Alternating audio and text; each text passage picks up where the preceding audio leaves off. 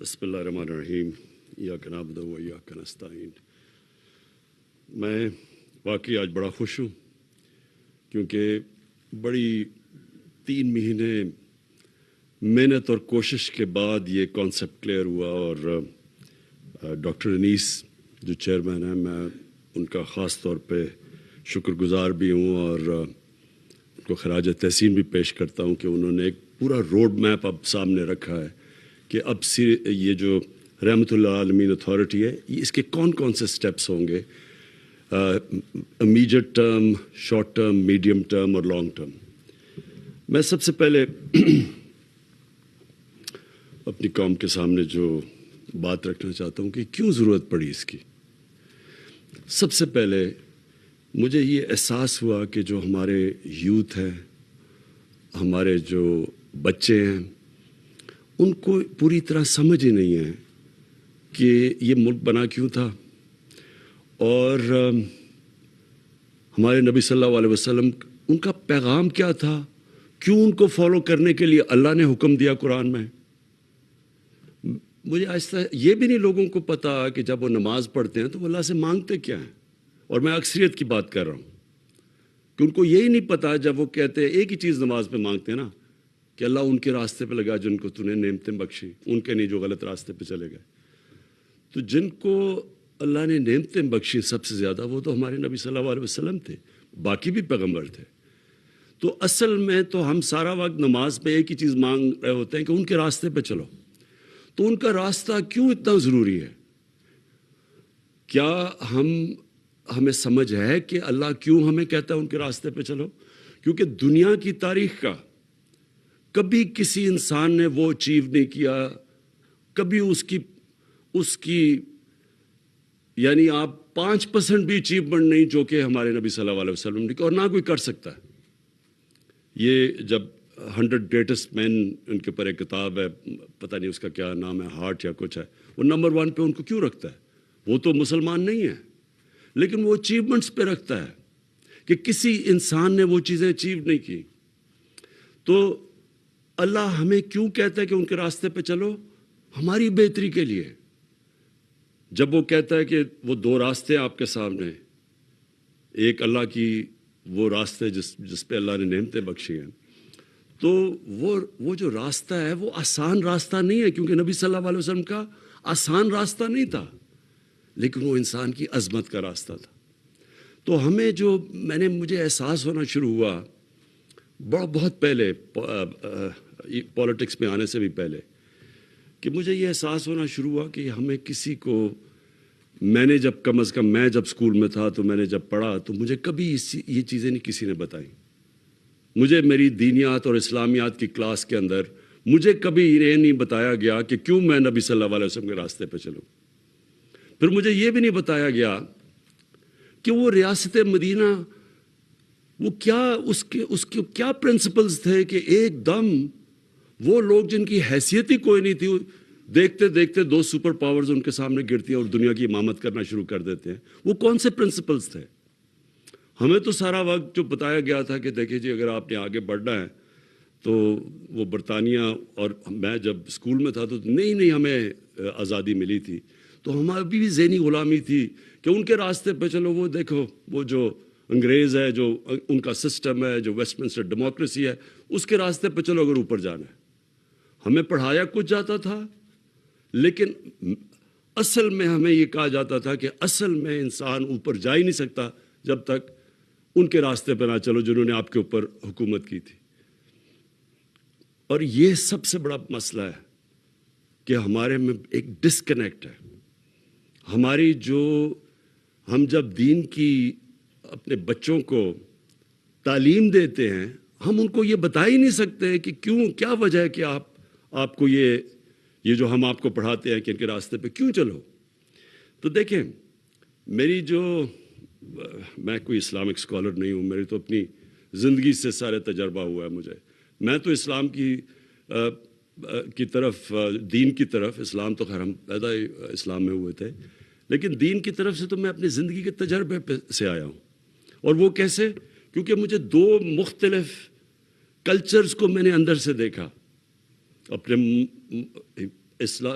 پاکستان کا تو میں ماں باپ اور ہمارے اسکول کلچر تو دیکھ ہی لیا تھا، لیکن میں نے مغربی کلچر کو اندر سے دیکھا، اور پھر میں نے اپنا تجزیہ کر کے میں پھر ان نتیجوں پہ پہنچا، اور آہستہ آہستہ جو اصل چینج جب میرے میں آیا، جب میں نے نبی صلی اللہ علیہ وسلم کی زندگی پڑھی، ان کی سیرت پڑھی، اسٹڈی کیا اس کو، تو اصل میں تو چینج تب میرے میں آیا۔ تو میں یہ سمجھتا ہوں کہ جو ہم نے اپنے بچوں کو اگر ہم نے صحیح تربیت دے دی اور صحیح معنی میں ان کو سیرت نبی، ان کو اسکول سے ان کو صرف بتا دیا کہ وہ ان کا راستہ کیا تھا، یہی اس قوم کو اوپر اٹھا دے گی۔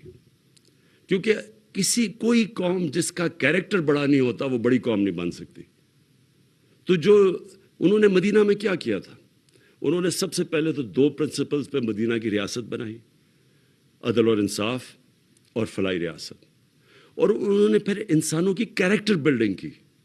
وہی لوگ تھے، انہوں نے ان کو جو کیریکٹر کی ٹرانسفارمیشن کی، یہی چینج تھا۔ تو وہ تو دنیا کے سامنے وہ لوگ جو عرب 2 سپر پاورز کے بیچ میں تھے، کوئی حیثیت نہیں تھی، وہ ایک تاریخ ہے۔ یہ کوئی یعنی باقی اللہ کے پیغمبروں کی تاریخ میں اس طرح ڈیلی زندگی کسی کی بھی نہیں ہے۔ یہ ہمیں اپنے نبی کی تو ہمیں پہلے دن سے پتہ ہے کہ ان کی زندگی کب انہوں نے ہجرت کی اور پھر کب دنیا سے گئے، وہ سارے ان کا ریکارڈ ہے ہمارے پاس، کہ کب جنگ بدر ہوئی، پھر خندق ہوئی، پھر وہ جو ان کو صلح حدیبیہ ہوئی، یہ سارا تاریخ کا حصہ ہے۔ تو ایک سمجھ لیں، ہمیں کبھی اپنے آپ سے پوچھتے رہیں کہ یہ کیا ٹرانسفارمیشن تھی کہ ایک دم، یہ کہیں بھی دنیا کا اس کی کوئی مثال نہیں ہے کہ ایک دم ٹرانسفارم ہو کے ایک دنیا کی امامت کی۔ اس لیے اللہ کہتا ہے کہ ان کی زندگی سے سیکھو، ہماری بہتری کے لیے۔ ہم اگر اس پہ چلیں گے قوم اٹھ جائے گی، اگر انسان ان کو کاپی کرے گا وہ کیریکٹر بڑا ہو جائے گا۔ پھر جب سے مجھے حکومت ملی تو میں نے یہ کیوں میں نے رحمت اللہ عالمین اتھارٹی کا فیصلہ کیا؟ سب سے پہلے میں کیونکہ مغربی کلچر بھی سمجھتا تھا، اپنا بھی کلچر دیکھا، تو میں نے یہ ریئلائز کیا کہ گورنمنٹ کئی چیزیں نہیں ٹھیک کر سکتی۔ کیا نہیں ہم ٹھیک کر سکتے؟ مدینہ کی ریاست میں جو قرآن کی آیت ہے امر بالمعروف، اچھائی کے ساتھ کھڑی اور برائی کو ختم کرو، یہ جو برائی کے خلاف کھڑے ہو، یہ جو بیسک جس کو ایک مورالٹی یا ایتھکس ایک سوسائٹی کی، اس کے اوپر بیس ہوتی ہے۔ تو میں نے جب دیکھا کہ ہمارے سے وہ بہت آگے ہے، مغرب برطانیہ کا جو سوسائٹی ہے وہ ہمارے سے بہت آگے ہے، وہ واقعی برائی کو دباتی ہے اور اچھائی کے ساتھ کھڑی ہوتی ہے۔ ان کی جو ایتھکس ہے، ان کی جو مورالٹی ہمارے سے بہت آگے ہے۔ کبھی بھی وہاں کوئی تصور بھی نہیں کر سکتا کہ وہ پبلک کا پیسہ چوری کرے، کوئی مقصود چپڑاسی کے نام پہ 4.25 ارب روپیہ رکھتے اور وہ کئی شکل بھی دکھا سکے۔ سوسائٹی روکتی ہے اس کو، کیونکہ میں نے تو وہاں دیکھا ہوا ہے۔ وہاں ایک لارڈ آرچر تھا، بڑا قریب تھا مارگریٹ تھیچر کے، وہ صرف اس نے عدالت میں جا کے اس کا جھوٹ پکڑا گیا، 3 سال جیل میں گزارا۔ سب سے طاقتور پرائم منسٹر کا وہ قریبی آدمی تھا۔ لارڈ آرچر نے 3 سال جیل میں گزاری، کوئی اس کو کھانے پہ نہیں بلاتا تھا۔ سنگاپور میں لی کوان یو نے جب سنگاپور کو چینج کیا، جب سنگاپور میں بھی بڑی کرپشن تھی، اس نے جب کرپشن چینج کیا، ذہن چینج کیا، امر بالمعروف وہ امپلیمنٹ کیا، تو اس کا جب قریبی دوست تھا جو منسٹر، جب اس نے کرپشن کی پکڑا گیا، خودکشی کی اس نے، کیونکہ اس کو پتا تھا معاشرے میں اب مجھے کوئی آنے نہیں دے گا۔ میں اپنی کیبنٹ کو بھی بتاتا رہتا ہوں کہ امریکہ کے اندر ایک بہت بڑا ملٹی بلینئر تھا، برنی میڈوف، اس کے اوپر فلم بھی بنی ہوئی ہے۔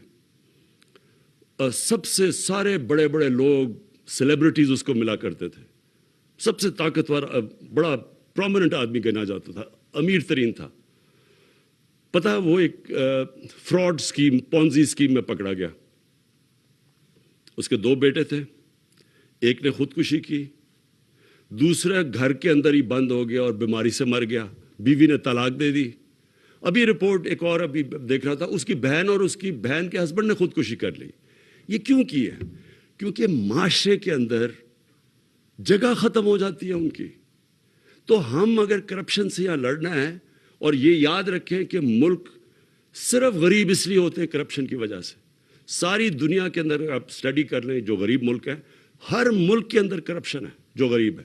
اور سوئٹزرلینڈ جیسا ملک جس کے کوئی وسائل ہی نہیں ہے, سب سے امیر ترین ملک ہے, کیونکہ وہ کرپشن نہیں ہے, رول آف لا انڈیکس میں سب سے اوپر ہے. تو اس کے اندر یہ میں صرف مجھے آہستہ آہستہ احساس ہوا ہمارے ملک میں کہ ہم کرپشن کو ایکسیپٹیبل کر بیٹھے ہیں. یہ سب سے زیادہ ایک معاشرے کو تباہ کرنا ہے. معاشرے کے اندر برائی کو ایکسیپٹ کر جاؤ. جس طرح مولانا رومی سے کسی نے پوچھا کہ قوم کیسے مرتی ہے, اس نے کہا اچھے برے کی تمیز ختم کرتی ہے, قوم مر جاتی ہے. آپ برائی کو برائی نہ سمجھے, محنت کون کرے گا؟ اگر چوری میں برائی نہیں ہے تو میں کیوں پڑھوں, میں کیوں محنت کروں؟ جب میں آرام سے قبضہ گروپ بن جاؤں یا میں کوئی منسٹر بن کے پیسے بنانا, میں کیوں محنت کروں؟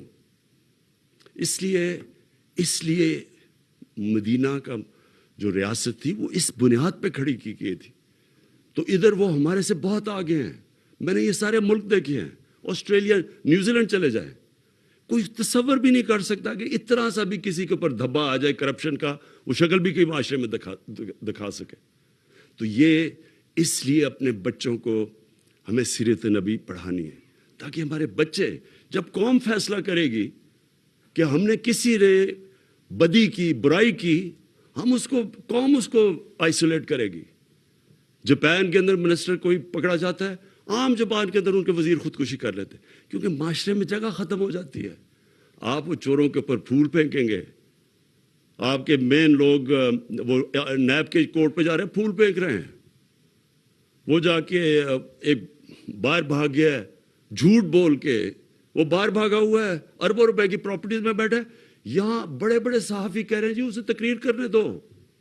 کوئی کسی وکیلوں نے کہا کہ جی اس کو پھر سے اس کے بین ختم کرو, کہ پھر سے اسے اجازت دو الیکشن لڑنے کی.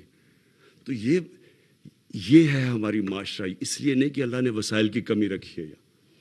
دوسری چیز, جب میں نے پولیس چیفز کو بلایا شروع میں اور کرائم چارٹ دیکھا, آئی جیز کو میں نے کہا کہ کون سی کرائم سب سے زیادہ ہیں, اور میں 3 سال پہلے کی بات کر رہا ہوں.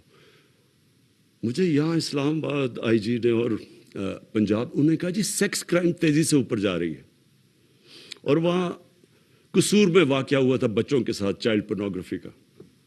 میں نے بڑے چن کے ایک ڈی آئی جی کو چنا, اور میں نے کہا تم خود جا کے, کیونکہ وہاں کچھ پکڑا کوئی نہیں جا رہا تھا. تو ڈی آئی جی نے جب واپس آ کے مجھے رپورٹ دی, تب سے مجھے خوف ہونا شروع ہوا. پہلے تو سیکس کرائم سارے پاکستان میں بڑھ رہی تھی. دوسرا, اس نے جو رپورٹ دی اس نے کہا جی وہاں اس نے کہا جب تک آپ نے ٹیچرز کو, علماء کو, معززین کو ساتھ نہ ملا کے پوری کیمپین نہ کی, ہم کچھ نہیں کر سکتے, کیونکہ کوئی رپورٹ ہی نہیں کرتا کرائم. اب پولیس تو تب پکڑے گی جب کوئی کرائم رپورٹ کرے گا. تو جب کوئی کرائم ہی نہیں رپورٹ کر رہا, پولیس نے کیا ایکشن لینا ہے؟ تو آہستہ آہستہ یہاں بھی جب میں نے کرائم چارٹ دیکھا تو ریپ اور چائلڈ ابیوز, جو بچوں سے زیادتی ہے, وہ دونوں بڑھ رہی ہیں. اور اس کی جو سب سے تکلیف دہ چیز ہے کہ 1% بھی نہیں رپورٹ ہوتی پولیس میں. لوگوں کو شرم آتی ہے, فیملیز شرما جاتی ہیں, گھبراتے ہیں کہ ہماری بری پبلسٹی ہوگی, چپ کر جاتے ہیں بیچارے. تو تب میں نے پھر سوچا کہ ہم یہ صرف گورنمنٹ اس کا مقابلہ نہیں کر سکتی, اس کا معاشرہ اس کے خلاف مقابلہ کرے گا. اور معاشرہ تب مقابلہ کرے گا جب ہم معاشرے کے اندر یہ ایتھکس تو دیں, لوگوں کو بتائیں تو صحیح کہ کیوں اسلام کے اندر یہ جو ہمارا پردے کا کانسیپٹ ہے, اور میں صرف کپڑوں کی بات نہیں کر رہا, آنکھوں کا پردہ, یہ جو کانسیپٹ ہے یہ کیوں ہے. اور پھر کیونکہ میں نے مغرب بھی دیکھا ہوا ہے اور یہاں کی بھی سوسائٹی دیکھی ہے. میں جب شروع میں گیا برطانیہ تو 14 میں 1 طلاق ہوتی تھی وہاں, اور دیکھتے دیکھتے وہاں 70% طلاقیں شروع ہو گئی. کیا چینج آیا؟ ان کی جو پبلک مورالٹی تھی وہ چینج ہو گئی. جو ٹی وی پہ اور فلموں پہ جو چیزیں آنی شروع ہوئیں وہ آہستہ آہستہ زیادہ فحاشی بڑھتی گئی. جیسے جیسے تو پھر جب ہم اپنا دین کو اسٹڈی کرتے ہیں کہ یہ پردہ کیا کانسیپٹ، پردہ تو فیملی سسٹم کو پروٹیکٹ کرنے کے لیے. اور اس کے اوپر اگر کبھی کسی نے سمجھایا لوگوں کو کہ اس کے پیچھے کیا ہے، ہم تو صرف کیا کہتے ہیں آرڈر کر دیتے کہ جی کپڑے ایسے کرو ویسے. پہلے اس کی سائیکالوجی تو پیچھے بتائیں کہ کیوں کہہ رہے ہیں آپ، کیونکہ اس کے پیچھے تو بڑا فلسفہ ہے. اور جیسے جیسے ایک سوسائٹی کے اندر آپ فحاشی بڑھاتے رہے، سب سے پہلا مسئلہ آتا ہے فیملی سسٹم میں. آپ اگر ہالی ووڈ کے اندر ذرا کبھی پڑھ لیں کہ ہالی ووڈ میں جدھر سے سارا ٹرینڈز نکلتی ہیں تو وہاں ایک شادی 2.5 سال لاسٹ کرتی ہے ایوریج پہ، کیونکہ آپ بڑھاتے جائیں گے وہ اس کا ڈائریکٹ امپیکٹ فیملی سسٹم پہ پڑے گا. اور پھر فیملی سسٹم جب ایک گھر ٹوٹتا ہے تو اس کے کیا معاشرے کے اوپر مسئلے آتے ہیں. کیوں ہمارے دین کے اندر اتنا زور ہے کہ اپنی فیملی کو پروٹیکٹ کرو؟ ڈیورس کیوں اتنی بری سمجھی جاتی ہے؟ کیونکہ اس کا بچوں پہ افیکٹ پڑتا ہے. تو جب ہم وہاں دیکھتا ہوں تو ان کی بہت بڑی تباہی آئی ہے اس کی وجہ سے. سارا مغرب کے اندر پچھلے 30-40 سال دیکھیں فیملی سسٹم ٹوٹتا جا رہا ہے. ہم ان سے بہت آگے، اللہ نے ہمارا فیملی سسٹم ابھی بھی پروٹیکٹ کیا ہوا ہے. اور ابھی بھی ہمارے علماء کو، ہماری یہ اتھارٹی، کم از کم ہم اپنے یوتھ کو یونیورسٹیز میں کالج میں بتائیں تو صحیح کہ فلسفہ اس کے پیچھے کیا ہے، کیا پرابلم ہوتا ہے جب فیملی ٹوٹتی ہے. بچوں کے اوپر کیوں نہیں بچے کمپیٹ کر سکتے ایکڈیمکلی جب ایک ٹوٹے ہوئے گھر سے آتے ہیں. ان کا اس کے بڑے اب اس کے اوپر کافی ریسرچ ہوئی ہے، ہمارے لوگوں کو پوری طرح اس کی سمجھ. اس لیے میں نے، کیونکہ یہ معاشرہ لڑتا ہے اس سے، یہ گورنمنٹ نہیں لڑ سکتی. اور تو ہم نے تب سوچا کہ اس کا تو طریقہ یہ ہے کہ ہم اسکالرس کو اکٹھا کریں اور پھر سارے اور بھی علماء سب کو اکٹھا کریں، تقسیم نہ کریں. یہاں ایک یہ بڑا پرابلم ہے کہ سب کی اپنی ڈیڑھ انچ کی مسجد بٹھا کے علیحدہ چل رہے ہوتے ہیں. مقصد تو ہم سب کا ایک ہی ہے. تو اس لیے کامن گراؤنڈ پہ سب کو اکٹھا کریں اور پھر اپنی اسکولوں سے شروع کریں. جس طرح ڈاکٹر انیس نے بالکل بات ٹھیک کی کہ کارٹونز جو ہیں ان کے اندر آپ دیکھیں کلچر کیا آتا ہے. آپ کارٹون ذرا کبھی دیکھیں، بچے کیا دیکھ رہے ہیں؟ نہ وہاں ماں باپ کی عزت ہے. ماں باپ کی عزت کے پیچھے پورا فلسفہ ہے. فلسفہ کیا ہے ماں باپ کی عزت کے پیچھے؟ ہمارے دین میں کیوں ماں باپ کی عزت ہے؟ آپ ان کے پروگرام دیکھیں جو بچے دیکھ رہے ہیں، اس میں تو ماں باپ کی عزت نہیں ہے، استاد کی عزت ہے. ماں باپ کی عزت کیوں امپورٹنٹ ہے؟ ماں باپ کی عزت اس لیے امپورٹنٹ ہے کہ ماں یا باپ خود جو مرضی زندگی کے اندر گناہ کریں اور برے کام کریں، وہ چاہتے اپنے بچوں کو ان سے سیکھ کے بچوں کو کہتے ہیں کہ آپ یہ نہ کریں. کیونکہ بچوں کی بھلائی سب سے زیادہ بلوس جو پیار ہوتا ہے وہ ماں باپ کا بچوں سے ہوتا ہے. تو وہ چاہتے ہیں کہ ہمارے بچے کم از کم ٹھیک ہو. اس لیے قرآن میں کہا کہ ماں باپ کی عزت کرو. اس لیے نہیں کہ ماں باپ فرشتے ہیں، اس لیے کہ ماں باپ اپنی جو غلطیاں کی ہیں وہ یہ نہیں چاہتے ہمارے بچے ہماری غلطیاں دہرائیں. اور یہ سارے جو کانسیپٹس ہیں سمجھانے ہم نے، یعنی ہم نے سوسائٹی کو جب پوری طرح ان کی تربیت کرنی ہے تو یہ کانسیپٹس ہیں ہمارے دین کے، ان کو عام آدمی کی زبان پہ سمجھانا ہے ہم نے. اور جو آپ نے بڑا اچھا، میں صرف آپ کے سامنے رکھوں کیونکہ ڈاکٹر انیس آپ نے پہلی دفعہ بڑی محنت کر کے ایک پورا روڈ میپ آپ بنایا ہے ہمارے رحمۃ اللہ عالمین کا. تو کیریکٹر بلڈنگ کے لیے، اچھا کیریکٹر بلڈنگ کے اندر لیڈرشپ بھی آ جاتی ہے. دیکھیں لیڈرشپ جو دنیا میں کوئی بھی پیمانے پہ دیکھ لیں تو وہ لیڈرشپ کسی انسان کی نہیں تھی جو نبی صلی اللہ علیہ وسلم کی تھی. اس کی ٹیسٹ کیا تھا کہ جو ان کے ارد گرد تھے وہ سارے لیڈر بن گئے، جو ان کو دیکھتے دیکھتے لوگ لیڈر بن گئے. جو اگر آپ وہ اسلام کی تاریخ پڑھیں اور وہ جو پیریڈ ان کے بعد جب ان کی دنیا کے جانے کے بعد پیریڈ دیکھیں تو اتنے زیادہ عظیم لوگ کبھی اتنی تھوڑے ٹائم ہسٹری میں آئے نہیں ہیں، کیونکہ جو ان کو دیکھ رہے تھے وہ عظیم لوگ بن گئے. تو سب یہ جو لیڈرشپ کانسیپٹ ہے یہ بہت امپورٹنٹ ہے کہ ہم بتائیں تو صحیح اپنے یوتھ کو کہ لیڈرشپ کی وہ کون سی کوالٹیز ہیں. اور پھر ایجوکیشن، بچوں کو یہ جو سیرت کا بتائیں لوگوں کو کہ کیا وہ کون سی کوالٹیز تھی. فیملی سسٹم میں کیا بیٹھا ہوں. Interfaith communal harmony. یعنی یہ جو ہمارا ہم کئی دفعہ یہ سمجھتے ہیں، ہم تو تقسیم جو کرتے رہتے ہیں انسانوں کو، ہم یہ ریئلائز نہیں کرتے کہ نبی صلی اللہ علیہ وسلم جو ان کو اللہ نے ٹائٹل دی تھی رحمۃ اللہ عالمین، وہ انسانوں کو، سب انسانوں کے لیے تھے، سب انسانوں کے لیے رحمت بن کے آئے تھے. وہ یونائٹ کرنے آئے تھے انسانوں کو. جو مساک مدینہ تھا وہ جو یہودی بھی تھے، عیسائی بھی تھے، لیکن ان سب کو انہوں نے یونائٹ کیا تھا. تو یہ جو کانسیپٹ ہے، جو ہم تقسیم کرتے ہیں ہر وقت، اگر برے لیڈر کی سب سے بڑی نشانی یہ ہوتی ہے کہ وہ انسانوں کو تقسیم کرتا ہے، اور بڑا لیڈر وہ ہوتا ہے جو ہمارے نبی صلی اللہ علیہ وسلم انسانوں کو اکٹھا کرنا. جو قائد اعظم نے کوشش کی، ہندو مسلم یونٹی کے ایمبیسڈر سمجھے جاتے تھے شروع میں، اور نیلسن منڈیلا نے جو کیا ساؤتھ افریقہ میں کہ انسانوں کو اکٹھا کیا. اور پھر جو اسلام کا کانسیپٹ ہے، ویسے وہ میں ابھی بھی کہوں کیونکہ میں سب سے زیادہ پیسہ اکٹھا کرتا ہوں. جتنے جو دینی لوگ ہوتے ہیں وہ اپنا فرض سمجھتے ہیں کہ اللہ کی راہ میں دینا. یہ ہمارا بہت بڑا، پاکستان کے اندر ابھی بھی دنیا میں سمجھتا ہوں کہ ہم سب سے زیادہ چیریٹی دیتے ہیں.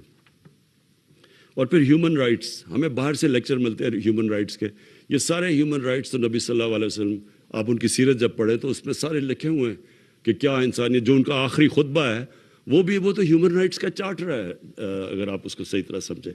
تو میں ڈاکٹر انیس آپ کو یہ آج کہنا چاہتا ہوں کہ ہماری پوری گورنمنٹ کی آپ کی سپورٹ آپ کے ساتھ ہوگی. اور یہ مجھے بڑی خوشی ہوئی کہ یہ ہم اسلامک آئیڈیالوجی کونسل قبلہ اعظ آپ ان کے ساتھ ہوں گے، اسلامک یونیورسٹی اس کے اسکالرز بیٹھے ہوئے ہیں، ان کے ٹیچرز بیٹھے ہوئے ہیں. میں یہ بیسکلی چاہ رہا ہوں کہ دیکھیں، یہ اللہ نے جب اس ملک کو بنایا تھا تو یہ بہت بڑی خواب کا نام تھا پاکستان. ہندوستان کے مسلمانوں نے بھی پاکستان کے لیے ووٹ دی تھی جب پتہ تھا کہ انہوں نے پاکستان کا حصہ نہیں بننا، کیونکہ وہ سب چاہتے تھے کہ ایک جو علامہ اقبال نے کہا ہے کہ مثال بنے گی کہ ہم اصل میں اسلام کیا ہے. تو وہ جو سفر ہے. اور پھر میں یہ کہہ دوں کہ یہ جو ہم مانگتے ہیں کہ اللہ سیدھے راستے پہ لگا، سیدھے راستے کا سفر شروع ہوتا ہے. وہ اللہ نے یہ نہیں کہا کہ اس منزل پہ پہنچا دے، انہوں نے کہا نہیں، اس راستے پہ لگاؤ، کیونکہ راستہ کے مطلب ایک مسلسل جد و جہد. سیدھا راستہ کانسٹنٹ ریفارمیشن آف کیریکٹر کا نام ہے. مسلسل اپنے آپ کو آپ ریفارم کر رہے ہوتے ہیں. اور جو قوم بھی جب اس راستے پہ اب جب ہم کہتے ہیں ریاست مدینہ، ایک یہ جہاد کا نام ہے. آپ کو جو قانون کی بالادستی یعنی قانون کی حکمرانی قائم کرنا جہاد ہے، کیونکہ آپ کا مقابلہ مافیاز کے ساتھ ہے. وہ نہیں قانون کے نیچے آنا چاہتے، وہ NRO لینا چاہتے ہیں. وہ آپ کو بلیک میل کرتے ہیں کہ ہم آپ کو چلنے نہیں دیں گے جب تک ہمیں چھوٹ نہ دو. تو یہ جہاد ہے. یہ مسلسل ایک معاشرہ جہاد لڑتا ہے اس عظمت پہ پہنچنے کے لیے. انسان بھی لڑتا ہے اپنے کیریکٹر ریفارمیشن میں، اور ایک معاشرہ بھی جو مدینہ کی ریاست کا کانسیپٹ ہے وہ ایک پوری جد و جہد کرتا ہے. انسانیت کا جو کانسیپٹ ہے ہمارے دین کے اندر، مجھے افسوس سے کہنا پڑتا ہے کہ آپ اسکینڈینیویا جائیں، آپ کو تکلیف ہوتی ہے ان کے انسانیت کا نظام دیکھ کے.